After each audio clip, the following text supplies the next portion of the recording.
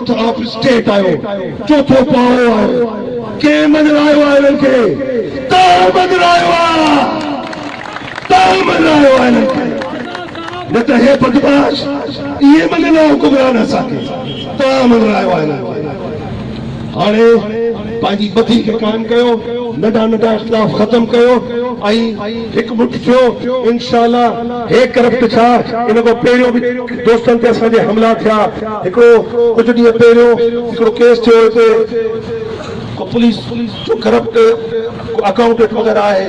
मूंखे सम्झ में नथो अचे त इहे सुठा एसपी जेके PSP ऑफिसर आहिनि पढ़ी था अचनि ईमानदारी जी ॻाल्हियूं कंदा आहिनि, पर इहे करप्ट पुलिस ऑफिसरनि खे छो था हिकिड़ो मान बख़्शनि। ॿुधो आहे त ॾाढो लाडलो आहे, उहो हुयो ऐं हाणे बि आहे, शायदि हाणे बि आहे ऐं साफ़ जे ख़िलाफ़ लिखे थो। मां उनखे बि वाहन थो कयां त पंहिंजो क़िबलो दुरुस्त करे छॾियो, मां वाहन थो कयां पंहिंजो क़िबलो दुरुस्त करे छॾियो। असांखे खाम खां वेड़ ते मजबूर न कयो, असां ॾाढा पुरमन माण्हू आहियूं। पाकिस्तान ऐं सिंध जे माण्हुनि जो केस विढ़ंदा आहियूं, उनजे बुनियादी मसइलनि जी ॻाल्हि कंदा आहियूं, असांखे उते ई छॾियो।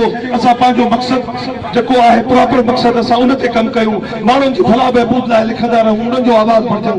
असांखे पाण में न उलझायो, जेकॾहिं असांखे पाण में उलझाइण शुरू कयो त हिकु ॾींहुं अहिड़ो ईंदो त असां सां गॾु इहो नौशर फिरोज जी आवाम बि हूंदी ऐं पोइ SP ऑफिस सां उहो अशर कंदासीं जो यादि रखंदो। महिरबानी करे सोसाइटी जो को बि करप्ट माण्हू साफ़ खे न उलझाए, पंहिंजो कमु करे, करप्शन कंदो, साफ़ ई लिखंदो, इहो असांजो बुनियादी हक़ आहे ऐं लिखण खां असांखे दुनिया जी का बि ताक़त नथी रोके सघे। तव्हां सभिनी दोस्तनि जो मां शुक्रगुज़ार, तव्हांजी वॾी महिरबानी।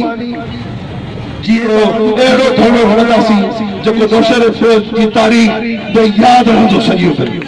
वॾी महिरबानी। Pakistan federal union of journalist तव्हांजो आवाज़ अहिड़ो अचणु खपे त करप्ट कामोड़ो पंहिंजे घर में ॿुधे। Pakistan federal union of journalist, Pakistan federal union of journalist, Sukkur union of journalist, Sukkur union of journalist, Naushahro Feroze union of journalist.